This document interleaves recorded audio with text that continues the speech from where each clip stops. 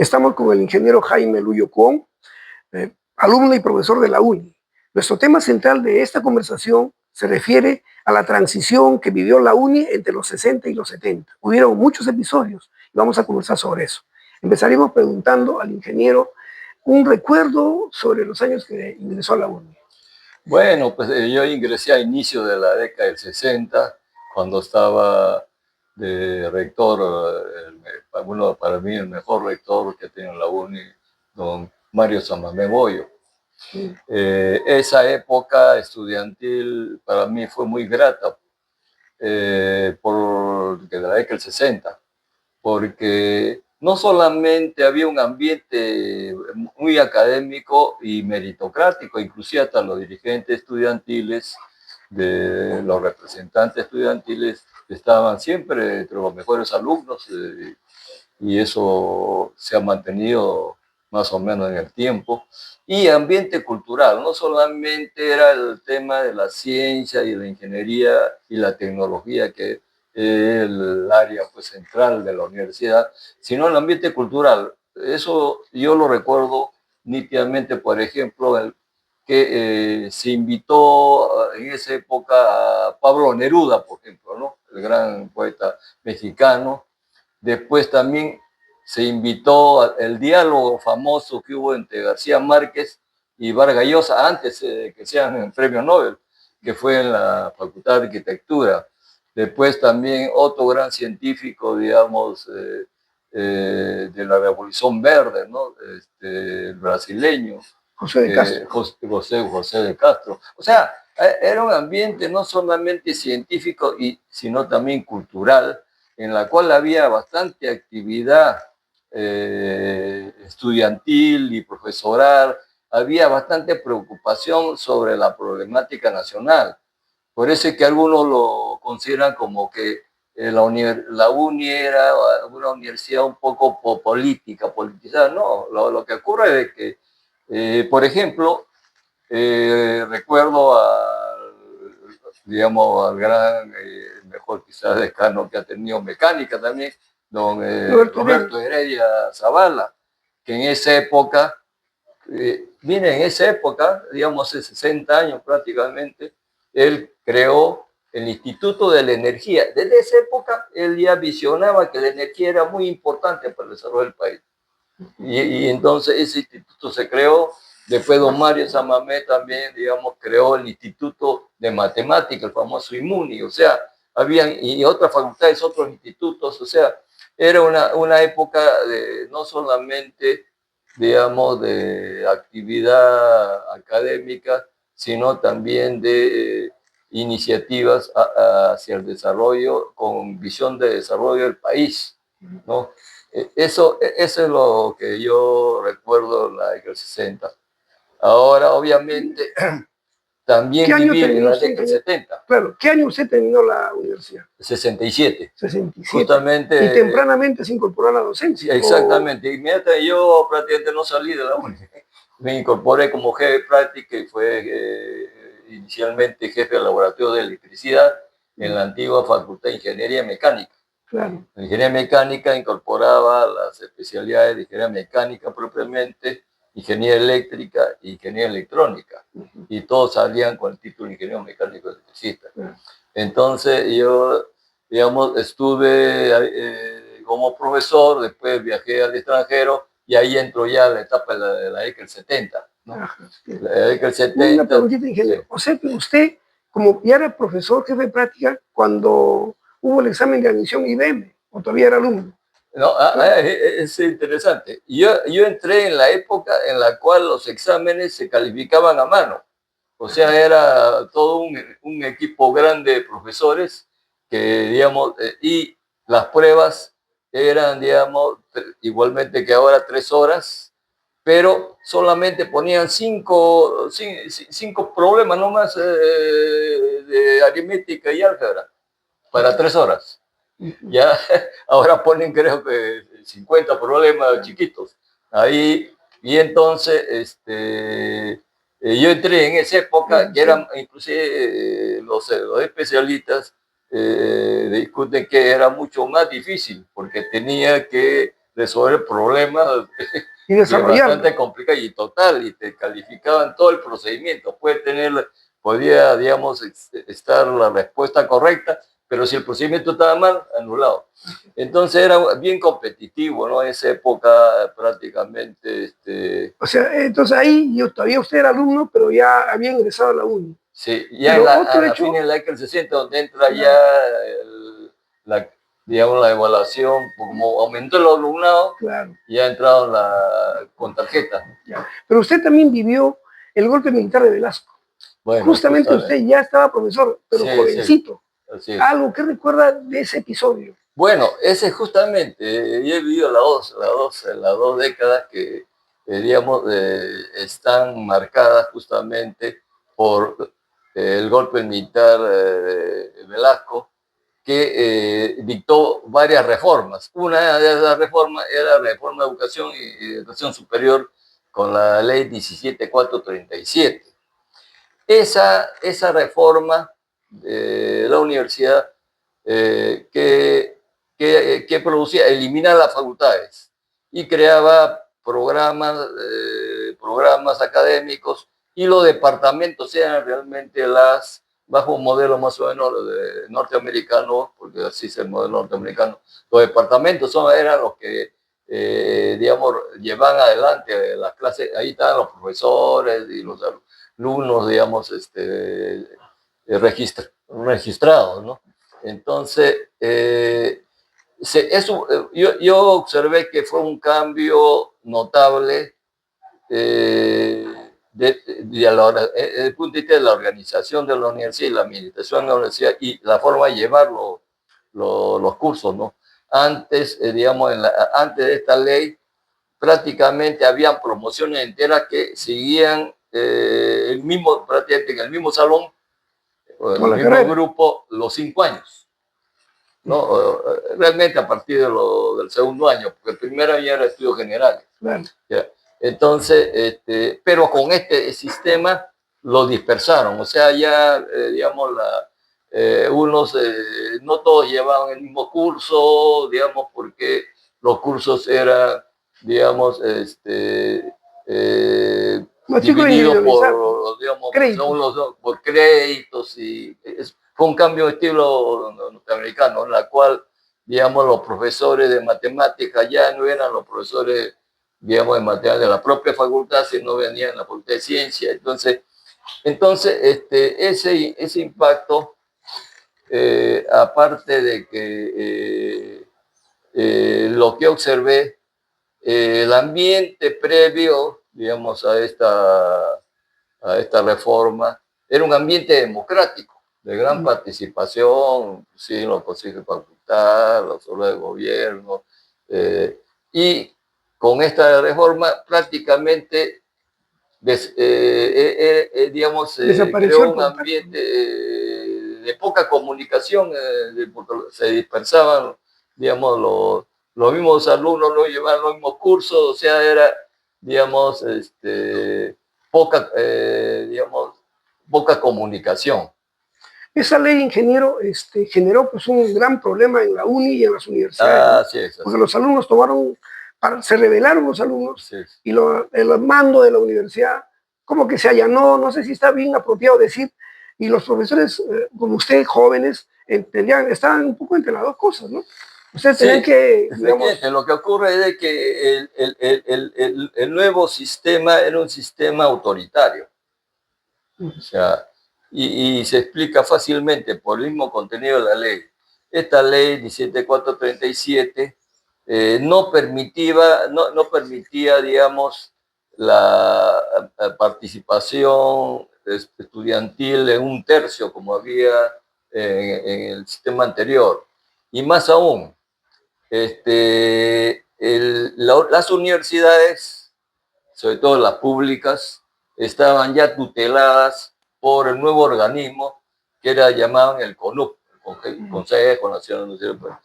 Lo que ocurre es que este organismo era mucho más poderoso que el SUNEDO ahora, de modo tal que así la Asamblea Universitaria elija a un rector. Este rector tenía que ser ratificado por por el CONUC. O sea, prácticamente en términos, digamos, de libertades, democráticas, se eliminaron estas porque prácticamente el rector lo definía finalmente el gobierno de turno, o sea, no era un producto de un proceso democrático de elección como ahora hay, ¿no? Ahora hay, digamos, de discusión, voto universal. Entonces, se entró a una etapa de ese tipo, ¿no? Lo que podríamos decir, ingeniero, que se pasó pues esa etapa, ¿no? Hubo intervención militar de la UNI y en los 70, digamos, a fines del 70 hay cambio de acuerdo a la nueva ley, cambio de rector y hay un nuevo rector. Y ustedes en algún momento, ya profesores jóvenes, derivan la idea de hacer un gremio de docentes. Y usted se ve participando por los documentos, participando en ¿algún recuerdo de cómo fue los inicios de la UNI? Ese es muy recuerdo. O sea, nosotros varios de los que volvimos, porque la DUNI, la Asociación de Docentes, ya había sido creada años antes, digamos, del 1973, ahora me estoy fijando en 1973, pero estaba desactivada. Entonces, varios de los profesores que habíamos hecho nuestro posgrado en el extranjero, nos reunimos y vimos el ambiente, pues, digamos, antidemocrático, que no había, digamos, mayor, digamos, participación, inclusive de los docentes, y dijimos, bueno, vamos a reactivar la ADUNI, la Asociación de Docentes de la UNI. Y así fue, ¿no? Entonces hicimos una convocatoria a elecciones y la primera directiva que se eligió ahí, estuvo presidida por el doctor Benjamín Martí Morena, y yo era miembro de la directiva también. Después el doctor Verástegui también, y no recuerdo alguien más, pero éramos los que más teníamos, como se dice, responsabilidad en el gremio, y tuvo una gran actividad la UNI, sobre todo reclamando al gobierno mayores rentas, mayores sueldos y también la estabilidad laboral, porque no querían renovarle yo recuerdo una de las huelgas que hubo, hicimos una huelga, fue para evitar que voten a 100 profesores contratados. Y después la huelga, el gobierno retrocedió, bueno, a través del rector y lo ratificaron. Entonces, y queríamos elecciones democráticas del nuevo rector. Y lo que ocurre es que, bueno, renunció el rector de entonces y lo asumía el profesor más antiguo de la universidad. Y el profesor más antiguo de la universidad no necesariamente era el más competente, pues además no tenía el respaldo, la legitimidad de una elección. Y así, digamos, se creó todo un ambiente, digamos, bastante conflictivo, pero no porque nosotros lo hayamos originado, sino es una reacción a un régimen, pues, autoritario, ¿no? Y porque nosotros habíamos conocido, pues, un régimen democrático en el cual había bastante, como mencionó la década del 60, y este nuevo régimen era completamente diferente. Inclusive la investigación en la universidad la sacaron de la universidad porque crearon institutos, digamos, como el INTEC, Ingemet, de vivienda, ¿no? Claro. Eso, y ahí se comenzaron a llevar a los mejores profesores, ¿no? Entonces, o sea, ni siquiera permitieron, por eso es que desapareció el Instituto de la Energía, el IMUNI, todos los institutos que se habían formado en la década del 60, fueron, digamos, desactivados, porque además no había presupuesto.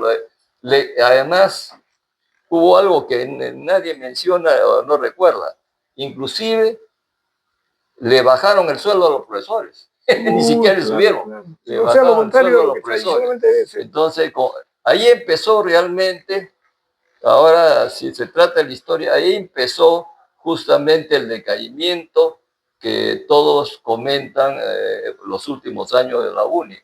Eso empezó ahí. los 70. Claro, Un tema central de los 70 precisamente es ¿no? La renuncia del rector. No se había dado hace años, muchos años, hace 40 años, ¿no? El rector Sotillo, que debía cumplir su mandato en diciembre del 75, renunció en julio del 74, ¿no? Sí. Ante el profesor más antiguo que, como usted dice, no era necesariamente el más competente, ¿no? El ingeniero Yávar. Usted vivió ese tiempo, ¿no? Sí. ¿Qué recuerdos tiene? ¿Algún recuerdo como docente de un trato con el rector? ¿O el rector era lejano? O sea, ¿cómo era desde la DUNI? ¿Qué recuerda? ¿Alguna reunión con las autoridades? ¿Qué recuerdo tiene de eso? Bueno, sobre todo con el rector, bueno, él es el profesor más antiguo de esa época, el doctor, el ingeniero Yávar. Bueno, sí había diálogo de la directiva con él, ¿no? Lo que sí recuerdo con cierta, digamos, forma condescendiente. Él quería conversar con cualquier miembro de la directiva, menos conmigo. Ah, miren, ya era diferente, porque quizás era el que más criticaba, ¿no? Y señalaba su desacierto. De repente sería el ideólogo, no quería conversar con el ideólogo, ¿no? Sí, pues, eso sí puedo recordarlo, y bueno, pues ¿a usted quién lo expulsa? ¿Yávar o porque ustedes fueron expulsados? Cabrera, ¿no? Cabrera. No solo a mí, no, lo que ocurre fue todo un... inclusive no fue, digamos, el grupo de la UNI, o sea, sino todos los profesores destacados que apoyaban a la DUNI, inclusive a Tamán Prejó lo despidieron, a Blum, Eugenio Blum, ¿no?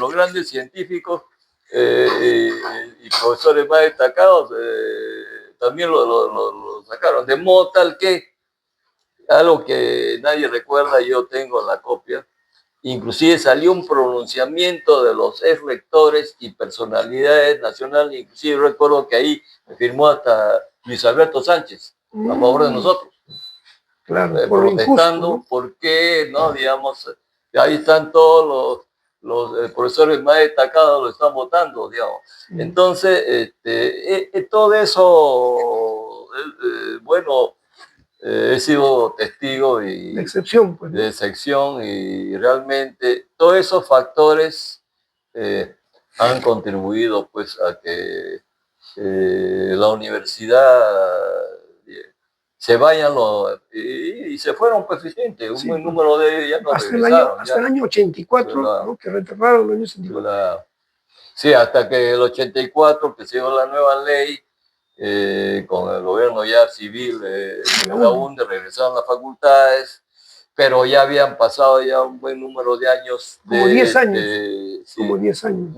Unos 10 años, digamos, de perjuicio, digamos, institucional del gobierno de turno. Hay un lado profesional que a veces se ve opacado, en su caso, cuando entrevistamos, se ve opacado por su gremialismo, porque usted es dirigente gremial. Y a veces olvidamos el lado profesional del ingeniero. ¿Usted dónde estudió posgrado?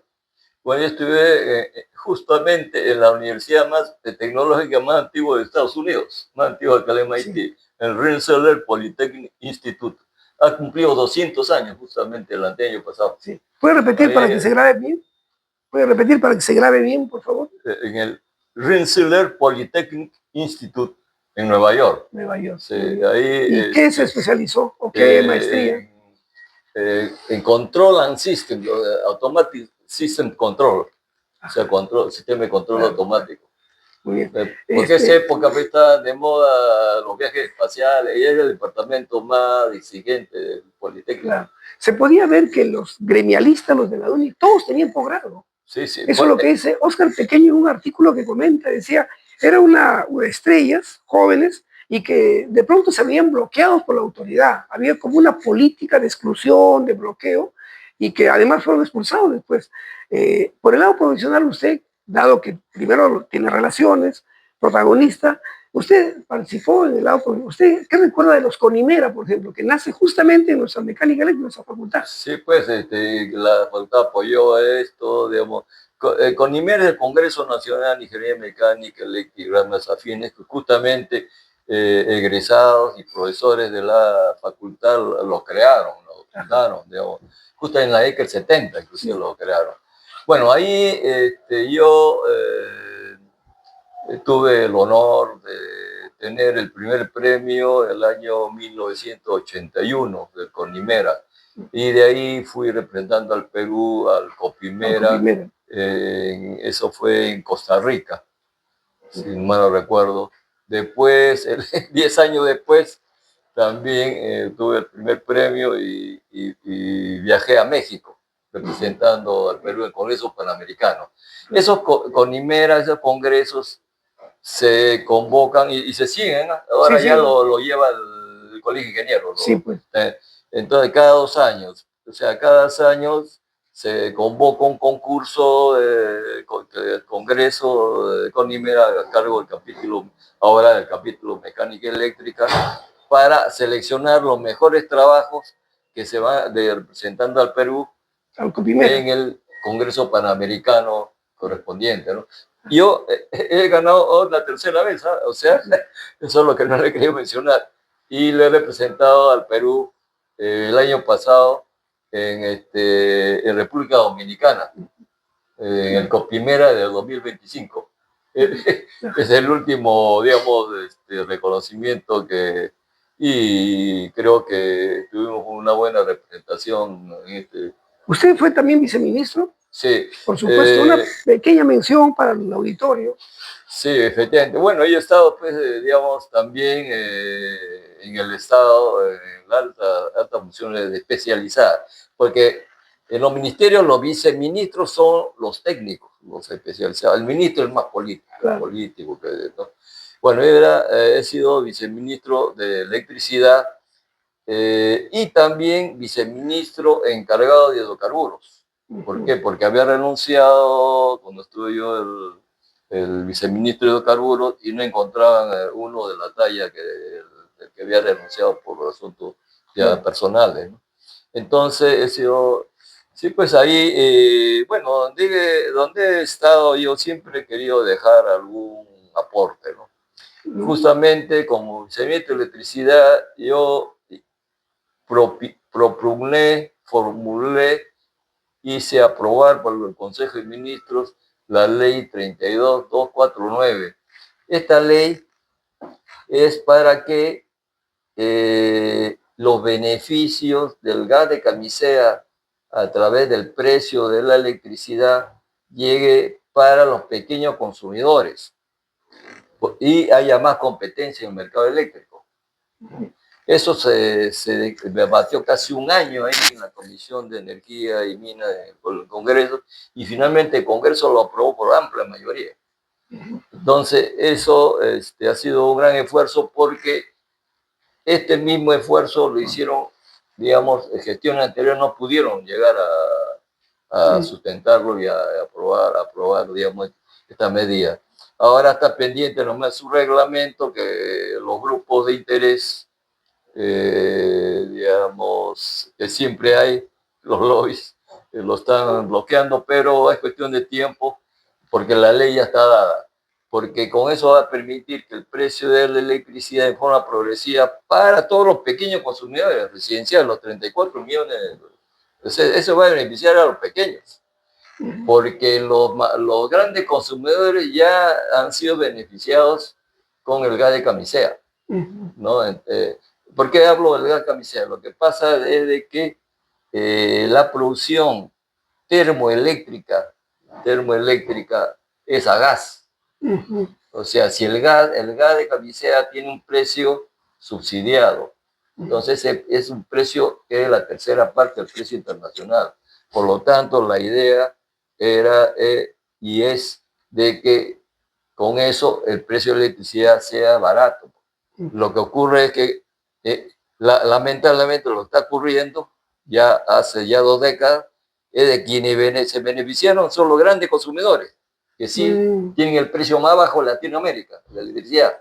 Y nosotros, los pequeños consumidores, tenemos uno de los precios más altos. Todo al revés.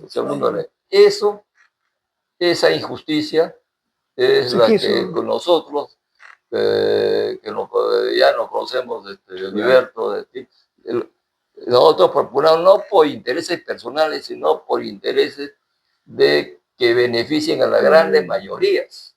Y entonces yo me siento satisfecho con haber tenido ese cargo, pero haber dejado algo, o sea, haber hecho es una reforma realmente. Claro. Entonces, simplemente,